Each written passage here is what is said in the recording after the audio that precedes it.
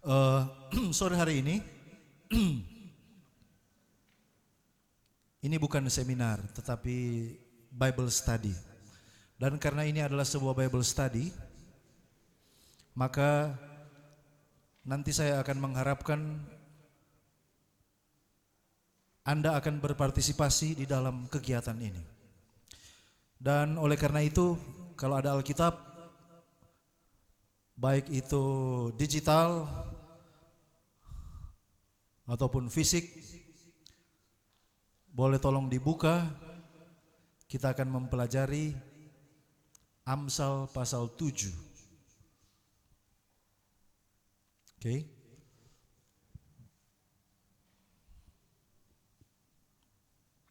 Amsal pasal 7.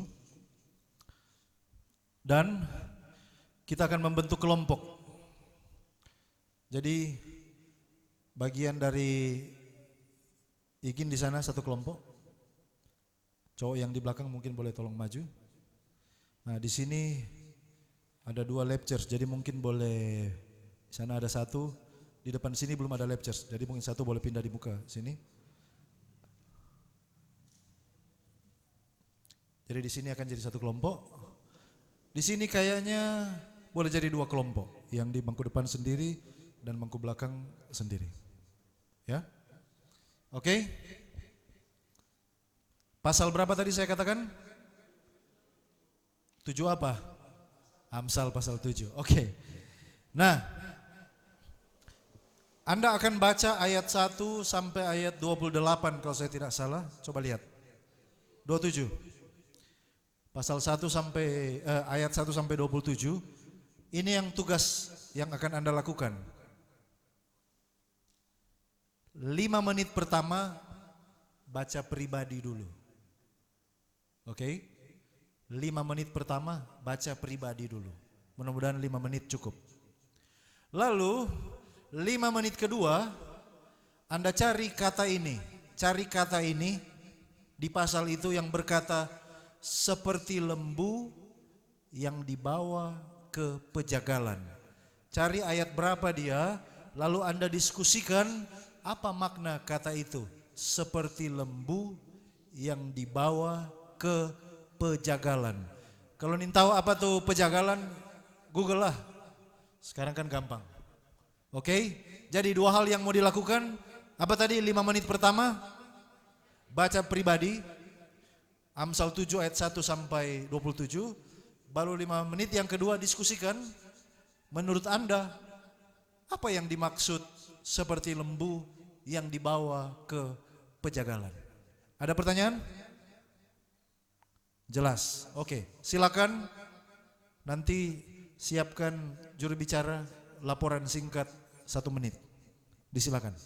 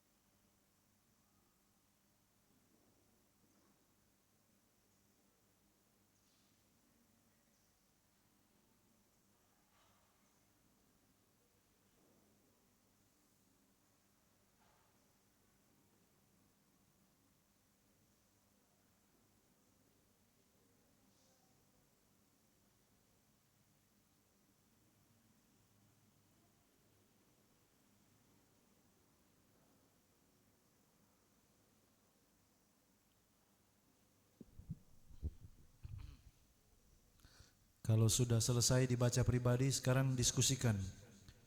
Apa arti seperti lembu yang dibawa ke pejagalan?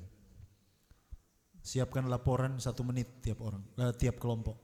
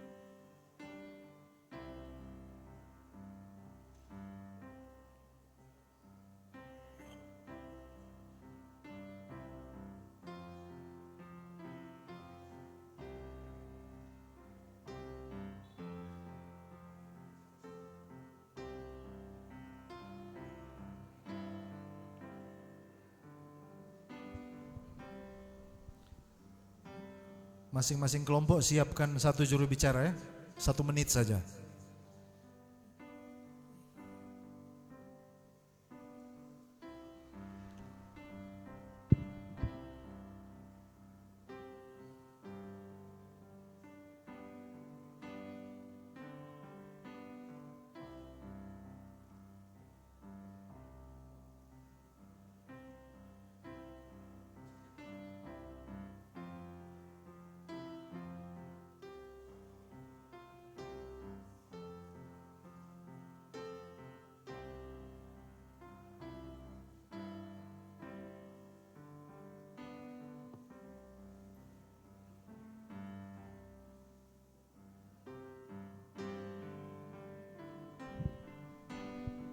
Oke, boleh? Boleh ya? Enggak susah-susah amat kan ini. Gampang toh? Oke, terima kasih. Laporkannya paling tinggi 1 menit aja, 1 menit aja. Oke, silakan. Saya kasih waktu untuk memilih juru bicara 3 detik. 1, 2, 3. Ya, sudah.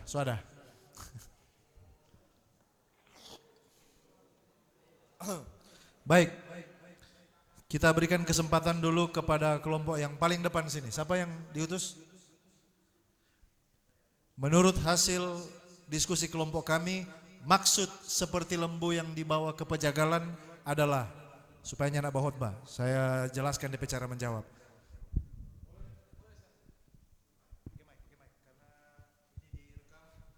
Selamat sore. Jadi menurut diskusi dari kelompok kami, pas orang baca seluruh Amsal 7 ayat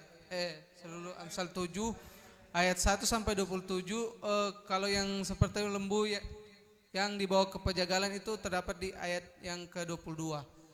Nah, menurut kelompok kami ini maksud dari Amsal 7 ayat 1 sampai 7 sampai 27 adalah untuk berpegang pada firman, karena di luar sana banyak penggoda-penggoda. Jadi orang sebagai anak muda untuk sekarang, apalagi di zaman sekarang itu banyak sekali tergoda. Apalagi di garis bawah itu perempuan sundal atau perempuan pelacur. Ya, kalau sekarang itu PSK. Jadi banyak sekali anak muda yang tertarik untuk begitu ikut orang pe mau. Jadi menurut kami begitu. Jadi itu, seperti lembu yang dibawa ke pejagalan itu siapa DP maksud?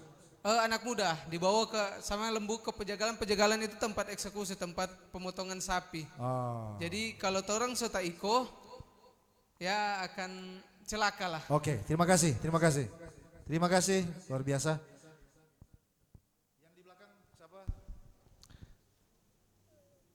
Yang di belakang, kelompok di belakang siapa?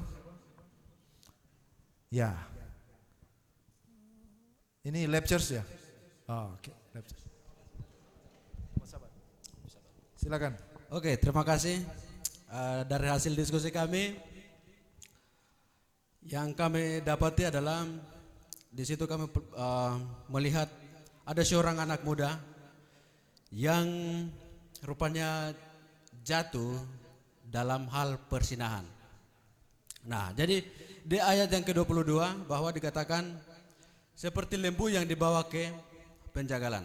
Nah, artinya kalau anak muda ini mengikuti seorang istilah bahasa kasarnya pelacur, itu sama hal membawa diri dalam kematian. Terima kasih. Terima kasih, singkat, padat, jelas. Kelompok sini.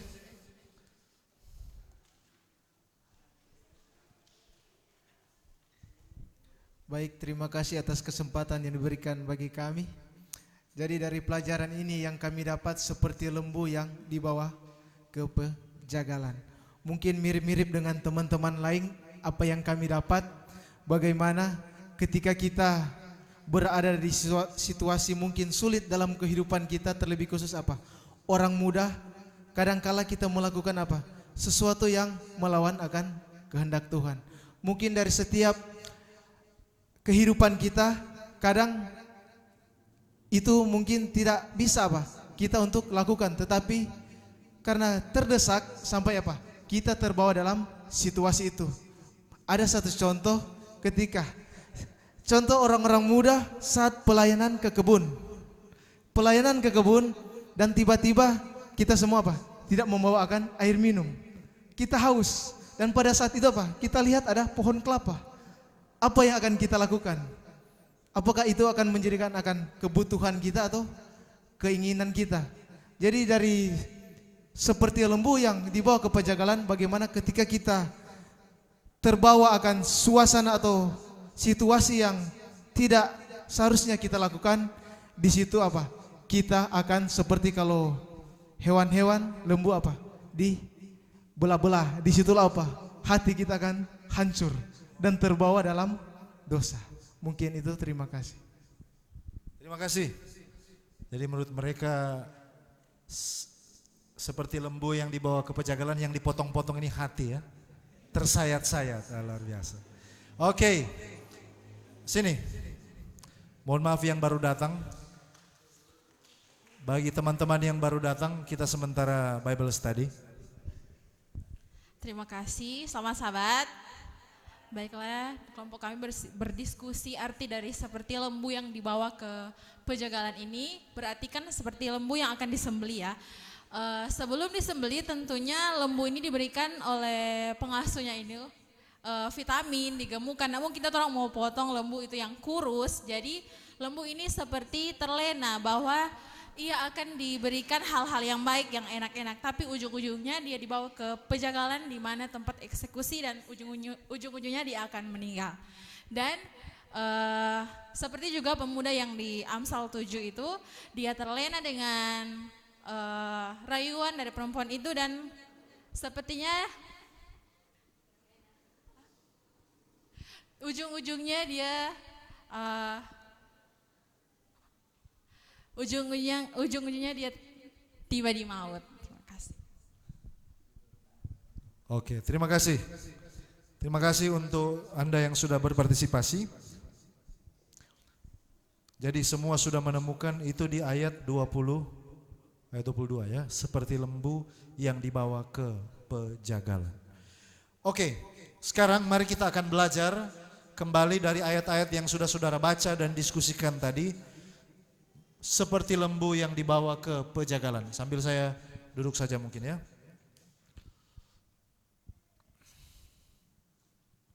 Kalau kita mulai baca di ayat 1 sampai ayat 5, seperti yang Anda lihat ini, di sini ada nasihat. Hai anakku, berpeganglah pada perkataanku, simpanlah perintahku dalam hatimu. Kalau engkau berpegang pada perintah-perintah Tuhan, engkau akan hidup. Kalau setia kepada ajaran-ajaran Tuhan, maka engkau akan hidup. Tapi kalau engkau melakukan yang sebaliknya, maka sama seperti lembu. Saya suka yang menarik tadi disampaikan oleh kelompok di sana. Tidak mungkin saudaraku itu tempat jagal dorang mau potong lembu yang apa? Kurus. Biasanya dong kasih makan dulu. Kasih makan, kasih puas supaya sedap mau potong. Berpeganglah pada perintahku dan engkau akan hidup. Simpan ajaranku seperti biji matamu. Tambatkanlah pada jarimu, tulis pada loh hatimu. Ya, jadi dia bilang begini, katakanlah kepada hikmat, engkaulah saudaraku, sebutkanlah pengertian itu sanakmu. Supaya engkau dilindunginya terhadap perempuan jalang, terhadap perempuan asing yang licin perkataannya. Arti dari ayat 1 sampai ayat 5 adalah ini. Orang-orang muda jangan alergi kepada nasihat. Jangan alergi kepada kebenaran. Jangan alergi kepada hikmat. Karena seringkali anak-anak muda zaman sekarang tidak mau mendengarkan nasihat-nasihat. Berpikir bahwa nasihat-nasihat yang ada dalam Alkitab itu tidak relevan. Kalau Anda perhatikan kata-kata di sini, berpegang, simpan seperti biji mata, taruh di jari, tulis di loh hati. Lalu kemudian katakan kepada hikmat itu, engkau ini saudaraku. Artinya sesuatu yang dicintai. Nah, masalahnya adalah kita hidup di zaman di mana banyak orang muda menganggap rendah nasihat firman Tuhan. Alergi terhadap teguran-teguran firman Tuhan. Mereka menganggap bahwa diri mereka sudah cukup pintar dan berpengalaman untuk menentukan, mengambil keputusan sesuai dengan pengalaman, pengetahuan mereka sendiri. Ayat 1 sampai ayat 5 sebenarnya adalah dasar. Seandainya, ini ilustrasi ya, seandainya anak muda dalam ilustrasi ini melakukan ayat 1 sampai ayat 5, maka dia akan dilindungi. Lalu kemudian Bagian yang kedua adalah ayat 6 sampai ayat apa? 23. Ini adalah langkah-langkah menuju kepada kejatuhan. Langkah-langkah menuju kepada kejatuhan mulai dari ayat 6 sampai ayat apa? 23. Mari kita lihat bagaimana langkah-langkah menuju kejatuhan itu. Yang pertama, apa yang Anda baca di sini? The wrong crowd. Kerumunan yang salah. Ayat 6 dan ayat 7, mari kita baca sama-sama 2, 3. Karena ketika suatu waktu aku melihat-lihat dari kisi-kisiku, dari jendela rumahku, kulihat di antara yang tak berpengalaman, kudapati di antara anak muda seorang teruna yang tidak berakal budi. Saudara lihat di sini, Amsal melihat bahwa ada seorang muda nongki-nongki, nongkrong-nongkrong di antara orang-orang yang tidak berpengalaman. Berarti mungkin anak-anak muda juga di sini. Dan di antara orang-orang muda yang tidak berpengalaman, yang tidak berhikmat ini, dia dapati ada seorang teruna. Teruna itu kata lain dari anak masih yang muda belia sebenarnya. Ya. Yang tidak berakal budi. Nah, yang pertama ini, pelajaran yang pertama. Hati-hati dengan siapa Anda bersahabat.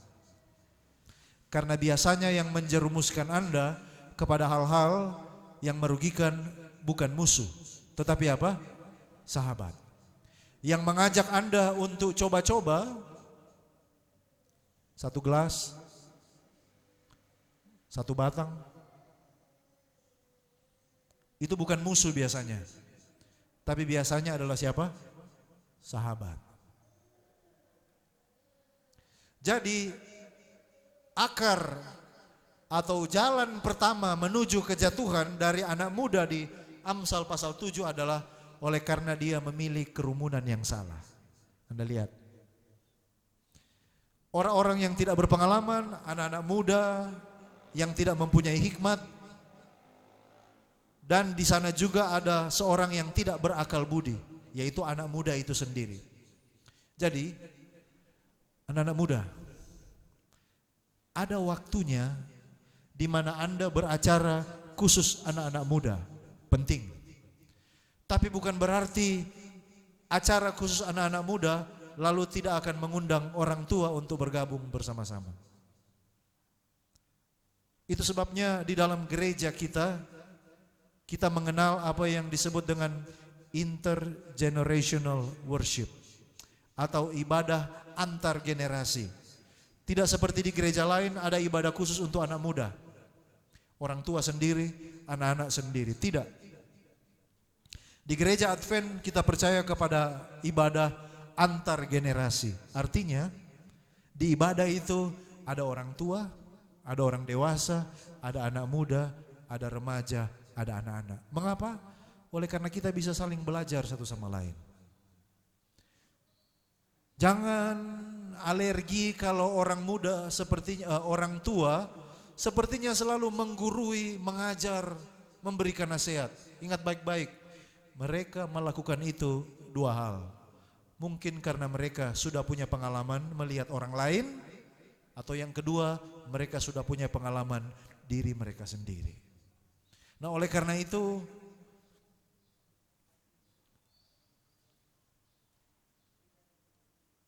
jangan kecewa kalau sekali-sekali Anda disuruh berkumpul bersama dengan orang-orang tua yang sudah berpengalaman. Karena mereka bisa berbagi cerita, pengalaman hidup yang dapat menolong Anda supaya tidak membuat keputusan yang salah dalam hidup ini. Jadi langkah yang pertama menuju kehancuran adalah memilih kerumunan yang salah. 1 Korintus 15 ayat 33 mengatakan, karena ini jam-jam mengantuk jadi tolong mesti baca sama-sama. Oke? 1 Korintus 15 ayat 33, 23. Janganlah Nah, saudaraku, seperti yang saya bilang tadi, hati-hati dengan sahabat. Karena seringkali yang mengajak kita terjerumus kepada hal-hal yang merugikan bukan musuh, tetapi justru adalah apa? Sahabat-sahabat kita. Jadi yang pertama, wrong crowd atau kerumunan yang salah. Yang kedua, apa yang salah? Apa yang salah di sini? Tempat dan apa? Waktu yang salah. Jadi yang tadi yang salah adalah kerumunan. Yang kedua adalah tempat yang salah. Anak muda ini yang menyeberang dekat sudut jalan lalu melangkah menuju rumah perempuan semacam itu. Ini masalahnya. Ini adalah tempat yang sebenarnya dia tidak boleh ada di sana. Sebenarnya dia tidak boleh ada di sana. Lalu ayat 9, pada waktu senja, pada petang hari, pada waktu kapan? Di malam yang gelap, juga pada waktu yang salah. Ya saudaraku, tempat yang salah dan juga apa? Waktu yang salah. Rupanya bukan nanti zaman sekarang ya. So sudah jadi zaman dulu, tuh semua kejahatan itu dimulaikan pada waktu malam memang. Ya, ini ayatnya, clubbing kan bukan siang-siang, jam 10, jam 12, orang lain baru mau pulang, itu baru mau dimulai. Jadi saudara lihat dari ayat ini, yang pertama tadi kerumunan yang salah, yang kedua berada pada tempat yang salah, dan yang ketiga berada pada apa? Waktu yang salah. Nah, saya tidak perlu belajar lagi, mau kasih ajar. Anda so tahu ini, tempat yang salah, waktu yang salah. Anda tahu, Anda sebagai seorang pemuda Kristen, seorang pemudi Kristen, tidak seharusnya berada di tempat-tempat itu at any time. Kapan saja, apalagi pada waktu apa? Malam, so lebih bahaya. So DP waktu salah, so DP tempat salah, kong apa lagi? Waktunya juga salah. Ayat 8 dan ayat 9. Nah, perhatikan baik-baik kata-kata ini. Siapa kita sebenarnya diuji pada waktu apa? Malam gelap. Nah, jadi ingat baik-baik.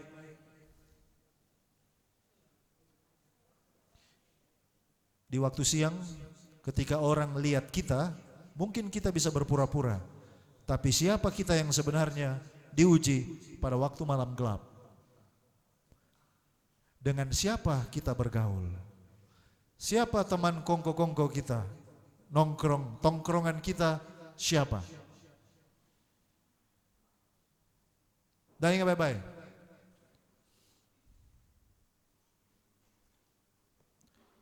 Seorang pemuda atau pemudi Advent yang nyandak suka acara-acara begini, to be around with other Adventist youth, ada masalah dengan dia.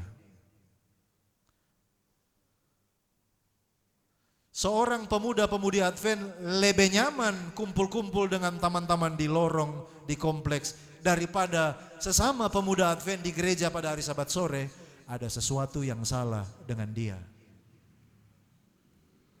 Jadi Anda bersyukur kalau Anda diundang di acara-acara begini, Anda suka datang.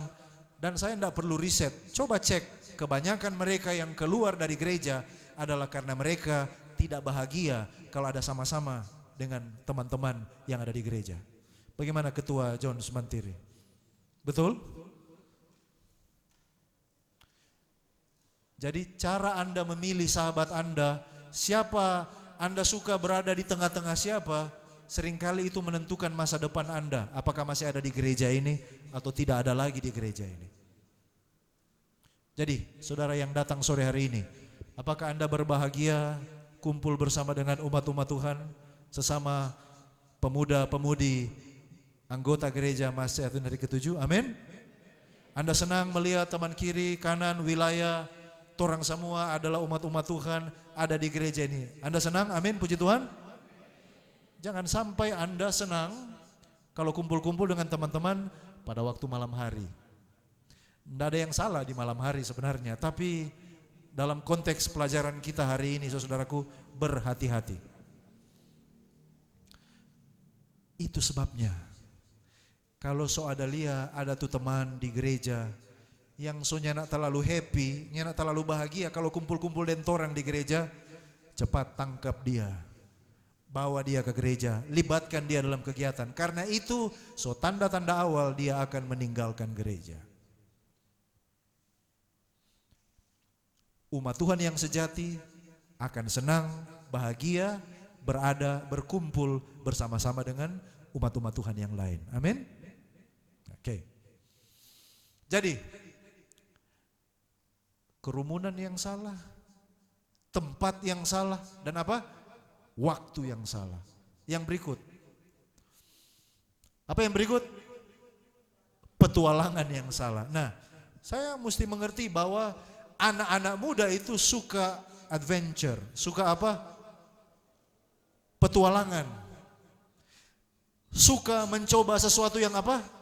Yang baru. Orang bilang hidup cuma satu kali. Jadi rugi kalau nyanda apa? Itu kalau untuk hal yang positif bagus. Tapi setan juga tahu akan hal itu. Itu sebabnya dia akan membujuk Anda untuk terlibat di dalam petualangan yang salah. Nah, kalau dalam hal ini petualangan apa ini? Petualangan cinta yang salah. Adakah di sini dalam petualangan cinta yang salah? Anda usah angkat tangan. Mengaku dalam hati. Maka datanglah menyongsong dia seorang perempuan berpakaian sundal dengan hati licik, cerewet, dan lihat perempuan ini, kakinya tak dapat tenang di rumah. Sebentar ia di jalan, sebentar di lapangan, dekat di setiap tikungan ia menghadang. Kesimpulannya kaki gatal. Lalu ayat 13, dipegangnya lah orang teruna itu dan diciumnya. Waduh, laki-laki ini. Perempuan datang, pegang, kong cium. Siapa yang nak suka laki-laki di sini? Nggak suka? Oh, maksudnya suka dicium oleh laki-laki yang lain atau?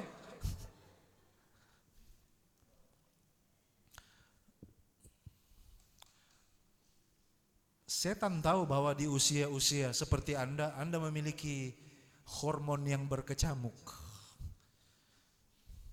Di usia-usia seperti Anda ini. Dan setan tahu bahwa Anda rentan terhadap pencobaan-pencobaan seperti ini. Dan yang ketiga, setan tahu sebagai anak-anak muda, Anda suka petualangan. Suka sesuatu yang apa? Yang baru. Jadi, ajaran ini sebenarnya bukan mengajarkan bahwa sebagai orang muda orang tidak boleh memiliki petualangan, mencoba sesuatu yang baru. Boleh, asal hal-hal yang apa? Positif. Karena kalau saudara tidak mengarahkan kepada hal yang positif, maka setan akan mengarahkan Anda kepada petualangan yang salah. Ini cuma salah satu contoh. Yang lain mencoba petualangan yang lain, yaitu apa? Bagaimana sih rasanya kita mau coba walaupun cuma satu kali apa? Satu kali isap. Bagaimana sih rasanya saya mau suka coba walaupun cuma satu teguk contohnya. Bagaimana sih rasanya pergi ke tempat-tempat seperti begitu, katanya rame dan banyak teman. Saya mau coba satu kali masuk pergi ke sana. Semua itu kata-kata saya mau coba itu oleh karena orang muda mencintai apa tadi? Petualangan. Nah, hati-hati dari Amsal pasal 7 ini. Kerumunan yang salah, tempat yang salah, waktu yang salah, dan yang keempat adalah apa? Petualangan yang salah.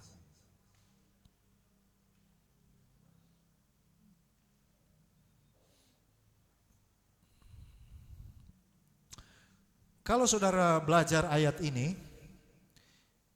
sepertinya perempuan ini adalah sebuah profesi. Dan perempuan ini melakukan pembenaran kepada anak muda ini dengan mengatakan motif yang baik. Saudara perhatikan baik-baik. Coba baca baik-baik. Kenapa katanya dia melakukan hal ini? Oh, oleh karena aku harus mempersembahkan korban keselamatan dan pada hari ini telah kubayar nasarku.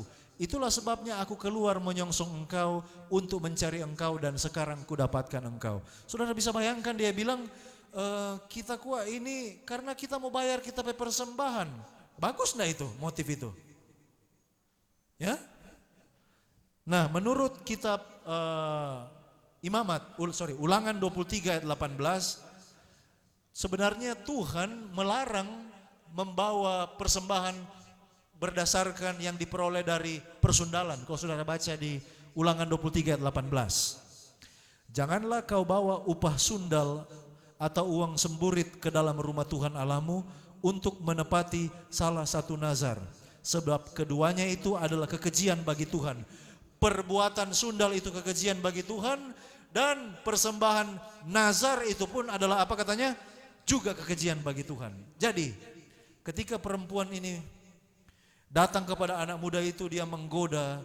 Anak muda ini bilang, oh mohon maaf, tidak boleh, saya tidak mau. Lalu dia pakai alasan tadi, alasan yang salah. Apa dia bilang? Tolong kuah, kita ini kasih yang mau bayar, kita apa? Persembahan nazar kepada Tuhan. Anak-anak muda, seringkali Anda dibujuk untuk terlibat dalam sebuah dosa, bukan untuk sebuah alasan yang jahat kelihatannya, tapi sebuah alasan yang dapat lihat apa? Baik. Anda mesti berhati-hati. Sesuatu yang baik belum tentu benar. Anda so dengar-dengar itu berulang-ulang, ya kan? Padahal sebenarnya Tuhan tidak menerima upah persembahan. Jadi, berapa yang orang lihat tadi? Ulang supaya tidak lupa. Kerumunan yang salah, tempat yang salah, waktu yang salah, petualangan yang salah. Yang kelima apa? Alasan yang salah untuk melakukan hal itu. Kita kuat nyanda dapat kasih sayang di rumah. Dan saya menemukan cinta dan kasih sayang dan perhatian dari teman-teman saya. Dapat dengar betul. Tapi apa? Salah. Keliru. Kalau kita nyandak mau ikut orang pemau, maka saya akan ditinggalkan dari pergaulan. Tersisih dari pergaulan. Itu sebabnya saya mesti apa? Ikut. Ada lagi satu alasan yang salah. Dia bilang begini, pendeta, kalau kita nak bergaul dengan orang, bagaimana kita mau menginjil? Luar biasa ya. Jadi ikut-ikut dulu katanya, nanti menginjil berikut. Kerumunan yang salah, tempat yang salah, waktu yang salah, petualangan yang salah, alasan yang salah. Lalu kemudian yang berikut adalah rasionalisasi yang salah.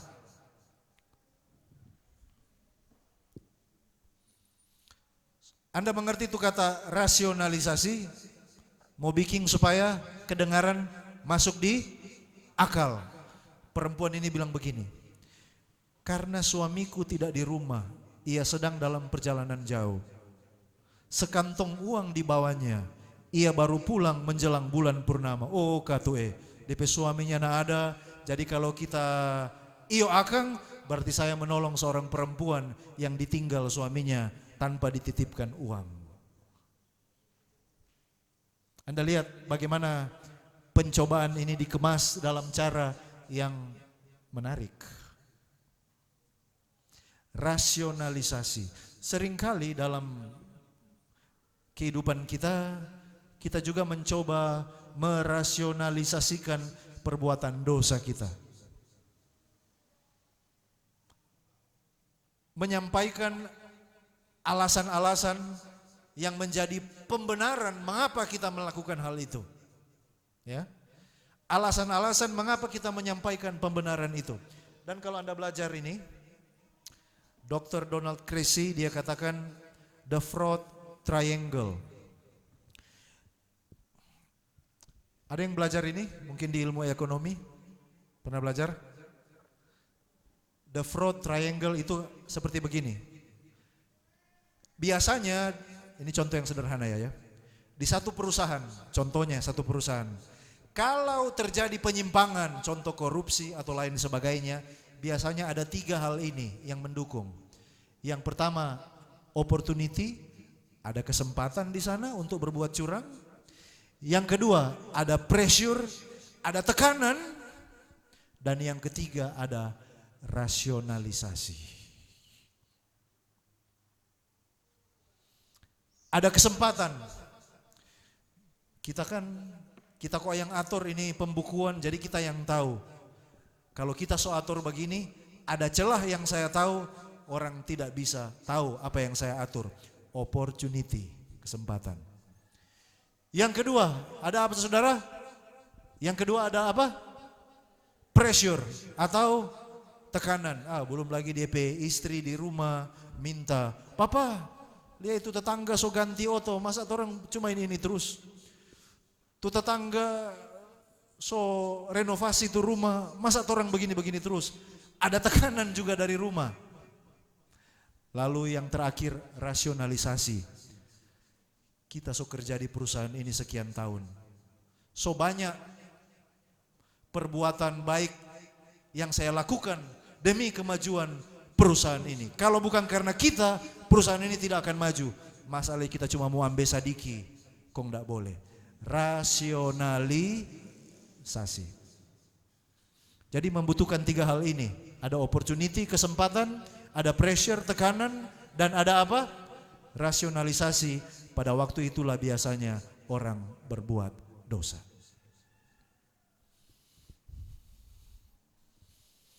Setelah melakukan hal itu, maka akhirnya kita temukan konsekuensi yang tragis. Sesuai dengan judul Bible study ini, maka tiba-tiba orang muda itu mengikuti dia. Seperti apa? Lembu yang dibawa ke pejagalan, dan seperti orang apa? Bodoh yang terbelenggu untuk dihukum. Sampai anak panah menembus hatinya, seperti burung dengan cepat menuju perangkap dengan tidak sadar bahwa hidupnya terancam. Anda tahu bahwa dosa itu membius kepekaan rohani dan juga seringkali membius akal sehat Anda. Anda tidak tahu bahwa Anda seperti lembu yang sementara dibawa untuk dipotong. Ketika Anda sementara menikmati enaknya dosa, dosa itu enak loh. Siapa bilang enggak? Awalnya.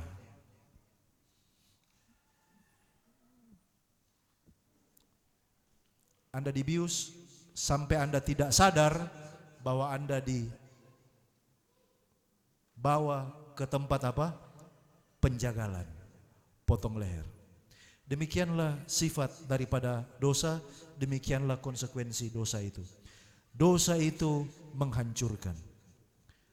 Amsal 7 ayat 1 mengatakan, kita kembali karena waktu saya sudah selesai, kepada ayat awal tadi.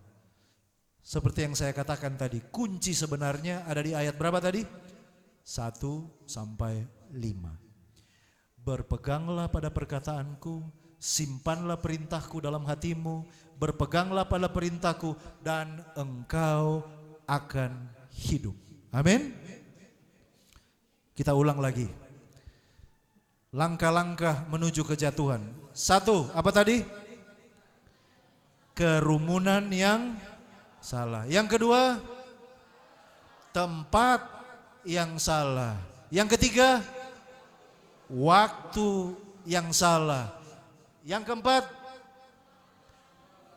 petualangan yang salah. Yang kelima, alasan yang salah. Yang keenam, rasionalisasi, pembenaran yang salah, mau membenarkan apa yang salah. 6 hal ini adalah langkah-langkah menuju kejatuhan. Kiranya kita sebagai anak-anak muda maupun juga orang tua, kalau kita melihat hal ini, 6 hal ini, hati-hati. Jangan sampai kita sementara dalam perjalanan sama seperti lembu yang akan disembelih. Kita bodoh, buta, dan pada akhirnya menerima akibat dosa kita. Tuhan Yesus memberkati. Amin.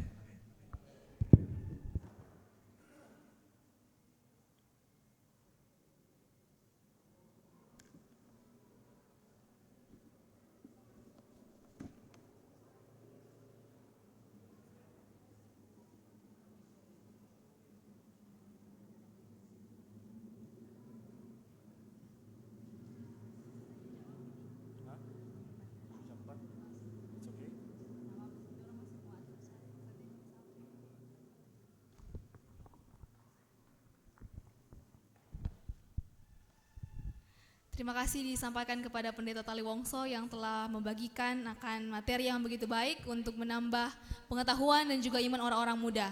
Yang merasa diberkati tolong lambaikan tangan. Puji Tuhan. Saat ini saya buka pertanyaan sesi tanya jawab.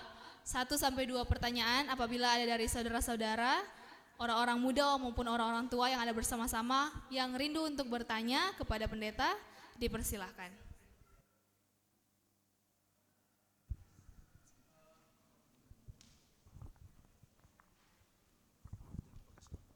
Selamat sore, Sir. Jadi ada pertanyaan simple. Bagaimana kalau ada yang tersembelih? Apakah dia masih boleh mau hidup ulang atau bagaimana?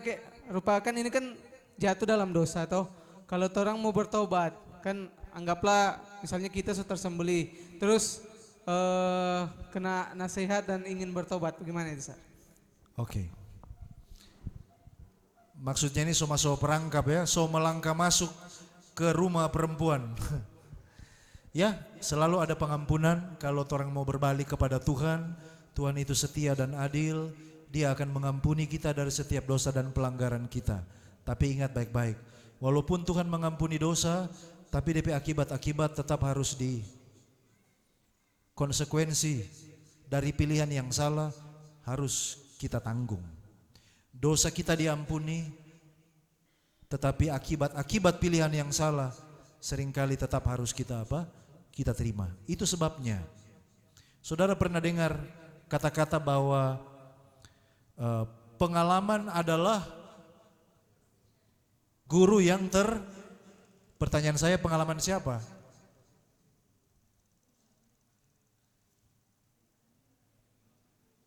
Hah? Pengalaman adalah guru yang terbaik. Amin. Pengalaman siapa? Diri sendiri. Pengalaman adalah guru yang terbaik, yaitu pengalaman diri sendiri. Betul. Tapi seringkali harga yang Anda bayar untuk belajar itu mahal sekali. Seringkali Anda harus bayar dengan Anda masuk keluar pusat rehabilitasi karena mau suka cari pengalaman sendiri. Ada yang gratis, yaitu belajar dari pengalaman orang lain. Amin. Anda tidak perlu mesti jadi begitu dulu baru belajar. Ada yang gratis, yaitu belajar dari pengalaman orang lain. Jadi kenapa Anda coba narkoba? Karena pengalaman adalah guru yang terbaik. Yo kalau Anda boleh keluar dari situ, kalau enggak mati overdosis. Jangan baik-baik ya. Betul itu, betul. Tapi seringkali harga yang harus dibayar mahal sekali. Oleh karena itu, belajarlah dari pengalaman orang lain. Ada banyak contoh di dalam Alkitab. Salah satu contoh ilustrasi di Amsal pasal 7, orang so belajar ini. Supaya orang tidak perlu masuk di rumah pejagalan seperti lembu yang akan dipotong. Cukup dia yang jadi ilustrasi. Oke?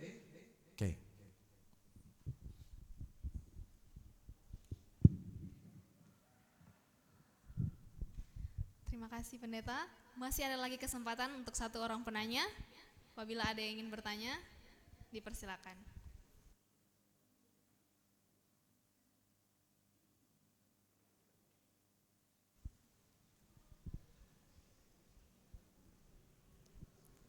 Baik, kalau sudah tidak ada, kita akan menutup acara di sore hari ini sebelum lanjut kepada pemilihan dengan doa, dan doa akan dipimpin oleh Pendeta Taliwangso. Mari kita berdiri semua, teman-teman orang muda.